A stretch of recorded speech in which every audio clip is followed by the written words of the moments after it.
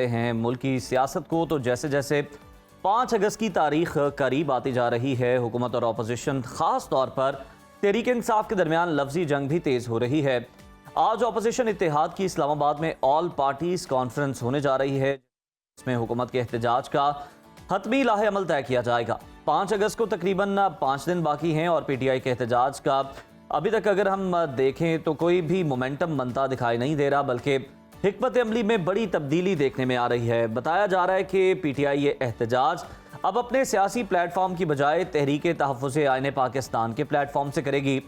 बानी PTI एहतजाज की क़यादत से पीछे हट गए हैं और अब एहतजाज की क़यादत महमूद खान अचकज़ई को सौंपी गई है, वो क़यादत करेंगे। इसके साथ साथ आपको बताते हैं कि PTI एहतजाज के हवाले से काफ़ी पुरुमीद नज़र आ रही है। बैरिस्टर सैफ कहते हैं कि हुकूमत 5 अगस्त की एहतजाजी कॉल से बुखलाहट का शिकार हो चुकी है। हुकूमत के ओछे हथकंडे PTI के एहतजाज को नहीं दबा सकते। ये एहतजाज हुकूमत के सियासी ताबूत में आखिरी कील साबित होगा और वो बानी PTI की रिहाई को मजीद रोक नहीं सकते। बैरिस्टर सैफ के बयान पर हुकूमती कैंपों से भी भरपूर जवाब आया है। वजीर इत्तलात पंजाब अज़मा बखारी ने जवाबी वार करते हुए कहा, वाज़ेह किया कि 5 अगस्त का एहतजाज आगाज से कबल ही फ्लॉप शो हो गया है। उधर पाकिस्तान को आलमी सतह पर बड़ी कामयाबी मिल गई है। पाकिस्तान और अमरीका के माबैन तजारती मुआहिदा कामयाबी से तय पा गया। समाजी राब्ते की वेबसाइट पर बयान में सदर ट्रंप ने कहा कि पाकिस्तान से तजारती डील मुकम्मल हो गई है। अमरीका पाकिस्तान के तेल ज़खायर बढ़ाने के लिए इक़दाम करेगा। वज़ारत ख़जाना के मुताबिक ये पेशरफ्त वज़ीर ख़जाना सेनेटर मोहम्मद औरंगज़ेब, अमरीकी वज़ीर तिजारत और अमरीकी तिजारती नुमाइंदे के दरमियान मुलाकात के दौरान हुई। वज़ारत ख़जाना के मुताबिक पाक अमरीका मुआहदे के नतीजे में बाहमी टैरिफ ख़ास तौर पर अमरीका में पाकिस्तानी मसनूआत पर लगने वाले टैरिफ में कमी आ जाएगी। दूसरी जानिब अमरीका ने भारत को बड़ा झटका दे दिया है। सदर ट्रंप ने एक बार फिर से भारत को सख्त तनकीद का निशाना बनाते हुए उस पर 25% टैरिफ और इजाफी जुर्माना आयद करने का ऐलान कर दिया। इससे पहले अमरीका भारत से 14.26% टैरिफ वसूल कर रहा था। इसी तमाम तर सूरत हाल पर बात कर लेते हैं। सीनियर तज्जियाकार नासिर बेग साहब ने ज्वाइन किया है। बहुत शुक्रिया नासिर साहब, आपके वक्त का। Good morning sir. पाकिस्तान और अमरीका के दरमियान ट्रेड डील तय पा गई है। सदर ट्रंप ने इसका ऐलान भी कर दिया है। ये डील पाकिस्तान और मुल्की मैशियत के लिए कितनी बड़ी पेशरफ्त है और जो भारत पर टैरिफ आयद किया गया है उससे भारतीय मैशियत को कितना नुकसान होगा? अरे ये मैं रात को भी सोच रहा था, बहुत लेट नाइट खबर आई जी। प्रेसिडेंट ट्रंप का ट्वीट था जिसमें डिक्लेयर किया गया कि हमने पाकिस्तान से डील कर ली है और डील हमारी जो है उन्होंने ब्रीफली बताया कि ऑयल के बारे में है और हम पाकिस्तान में मैसिव रिजर्व्स हैं ऑयल के। हम उन्हें तलाश करेंगे, कंपनी को एक हायर करेंगे और एक वक्त वो आएगा शायद कि जब पाकिस्तान इंडिया को ऑयल एक्सपोर्ट किया करेगा। ये वो जुमला है जो जाके बहुत ज़ोर से लगेगा इंडियंस को, बहुत ज़ोर से लगेगा। मेरा ख्याल ये है कि ये जो मुआहदा है अमेरिका और पाकिस्तान का, ये दोनों मुल्कों के ताल्लुकात में एक नया आगाज़ है, नयापन है। पाकिस्तान और अमेरिका के ताल्लुकात 5, 6, 7 साल से बहुत शदमोजी का शिकार थे। दोनों तरफ से कोई बातचीत नहीं होती थी, ना ताउन था ना तरक्की थी, बल्कि हमारे तो इमदाद वगैरह ही उन्होंने बंद की हुई थी। तो अब लगता ही है कि सूरत हाल बेहतर होने की तरफ जा रही है।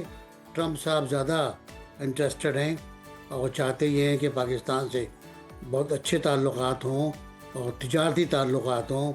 ये तिजारती ताल्लुकात आगे बढ़कर दूसरे जो शोबे हैं हमारे उनमें भी आ सकते हैं। मैं कह सकता हूँ कि दिफाई शोबे, हार्डवेयर वगैरह के, उसे में जा सकते हैं। ये मंडी तक रसाई है। इसमें एक सबसे इम्पोर्टेंट बात ये कि हमें मंडी तक रसाई मिलेगी, उनको मिलेगी।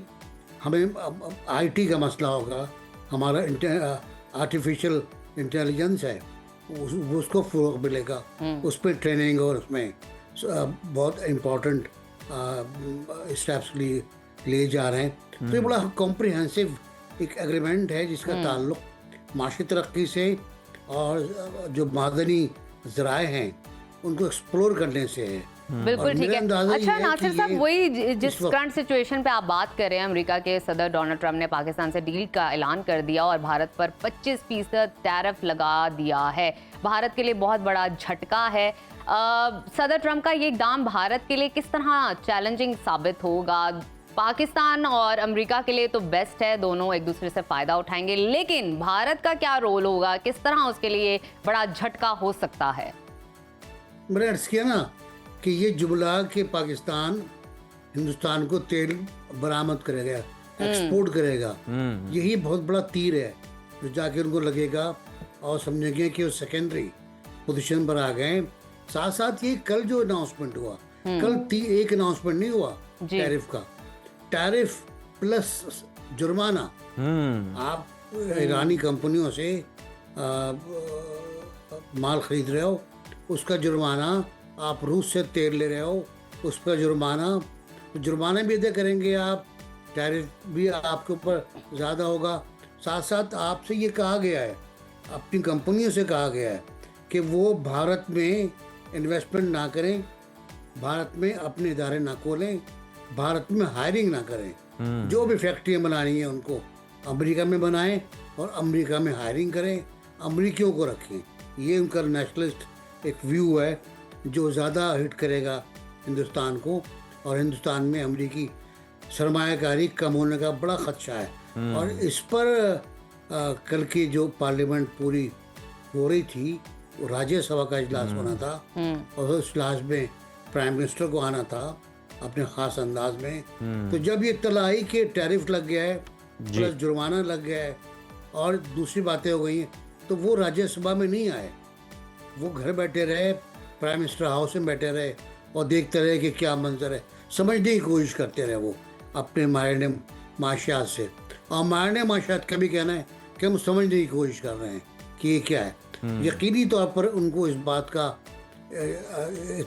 एतमाद था कि उन पर ये टैरिफ नहीं लगेगा, इस तरह का कम लगेगा, बहुत कम लगेगा, और हिंदुस्तान जो चाहेगा उसको अमेरिका देगा। लेकिन बिल्कुल आप सही कह रहे हैं, मतलब ऑपरेशन सिंदूर में भी उन्हें सरप्राइज मिला और अब भी जो मुसलसल सरप्राइजेस हैं वो मोदी को मिलते ही जा रहे हैं। सर, पाकिस्तान को तो हम देख रहे हैं कि सिफारती सतह पर, मौशी सतह पर फ़ायदे हो रहे हैं अल्हम्दुलिल्लाह।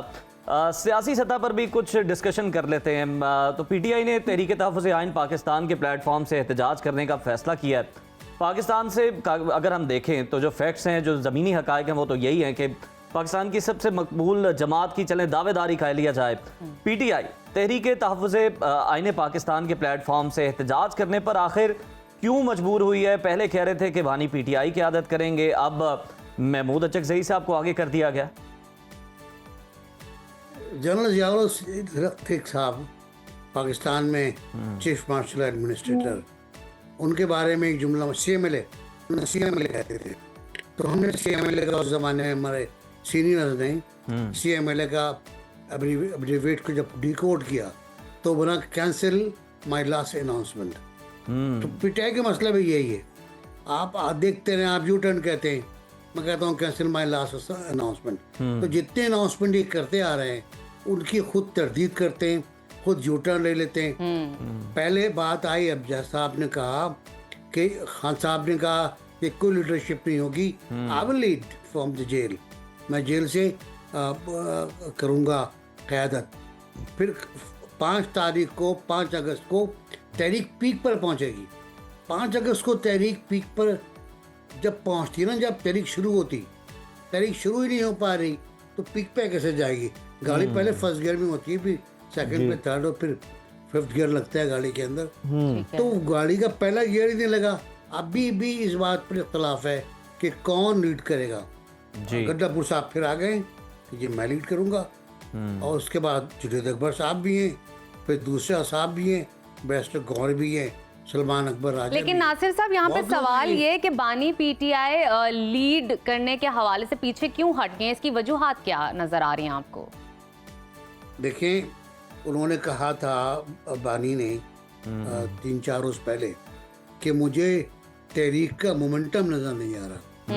अब ये जुमला ही पूरा इस बात पर दलील है, इस बात की दलील है कि उनको इस बात से कोई उम्मीद नहीं है कि तहरीक आगे बढ़ेगी आगे चलेगी। और ये बिल्कुल दुरुस्त है कि लीडरों ने जेल में बैठकर लीड किया है, ये बिल्कुल दुरुस्त है। लेकिन वो तहरीकें हुआ करती थी, ये तहरीक तो देखिए, तहरीक क्या चला रहे हैं आप? अब वो कहते हैं हम जुमे को तय करेंगे बैठकर कि तहरीक क्या होगी, एहतजाज किस तरह होगा, एहतजाज होगा क्या होगा, सेमिनार होंगे, पॉसिबली तो चारों सूबों में वो सेमिनार करने की कोशिश करें। और मेरी तो ख्याल है कि उन्हें परमिशन देनी चाहिए सेमिनार करने बिल्कुल की। जी, सियासी सरगर्मियाँ होनी चाहिए। नासिर साहब, तहरीक तो क्या चलनी है, अभी तो सिर्फ तारीखें जो हैं वो अनाउंस हो रही हैं।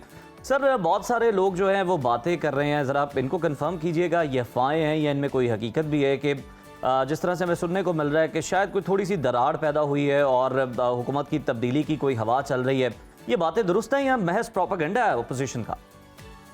वो हुकूमत की तब्दीली क्यों? कोई वजह है इसकी? आसार क्या तो नजर वजह नहीं है आ रहे इसकी? कोई जी। मैं अपने आप से पूछता हूँ जब सवाल, हाँ, तो मुझे जवाब मिलता है कि ऐसी कोई वजह तो नहीं है, ऐसा कोई मसला भी नहीं है, क्योंकि हुकूमत बहुत अच्छी तरह अपने तमाम इत्तेहादियों को साथ लेकर चल रही है। सबसे बड़ा इत्तेहादी उसका पीपल्स पार्टी है। पीपल्स पार्टी को कोई इतराज़ नहीं है, जो इतराज़ होता है वो बात कर लेते हैं, बात बनवा लेते हैं, अपनी मसाइल को हल कर लेते हैं। तो मुझे नहीं लगता कि कोई ऐसी वजह नज़र आए। वैसे हमारे यहाँ हुकूमत तब्दील होने की कोई वजह नहीं होती है। एक जमाली साहब हुआ करते थे, जफरुल्लाह जमाली साहब, एक वोट से प्राइम मिनिस्टर थे मुशर्रफ साहब के ज़माने में। बस एक दिन अचानक उनको निकाल दिया गया, हटा दिया गया उनको, तो कि जी आप प्राइम मिनिस्टर नहीं। ये भी होता है हमारे यहाँ, लेकिन मुझे यहाँ वो शक्ल भी नज़र नहीं आ रही है, सही, वो सूरत भी नज़र नहीं आ रही है। ये बिल्कुल दुरुस्त है कि हुकूमत की बास पॉलिसियाँ बहुत नाकिस हैं, बहुत गैर मुनासिब हैं। जिन्होंने नकल की इमरान खान की चीनी एक्सपोर्ट करने की, उसने तो तहलका मचा दिया है पूरा। जी, पूरे लिस्टें निकल आई हैं किसने कितना एक्सपोर्ट किया है, और बहुत शर्मनाक बात है। और अभी तक चीनी की कीमत देखें, नवाज शरीफ साहब चीनी की कीमत 52 रुपीज़ पर छोड़ गए थे जी, उसके बाद 2017 में ये कीमत 120 रुपए के करीब थी। अब पिछले दिनों में ये कीमत 120-130 रुपए थी। आज ये कीमत 200 के ऊपर है। बिल्कुल नासिर और ये साहब, आप क्यों है बिल्कुल दुरुस्त कि- फरमा रहे हैं। सही, आपने अवामी मसले की सर निशानदेही की है और फिर जो गलत फैसले हैं जो कि जानबूझकर किए गए उनका भी आप जिक्र करें कि किस तरह पिछली हुकूमत का भी रिकॉर्ड तोड़ा है। वहाँ पर पिछली हुकूमत में 120-130 रुपए चीनी की कीमत थी फ़ी किलो, जो कि आज तकरीबन 200 के करीब जा पहुंची और कुछ शहरों में तो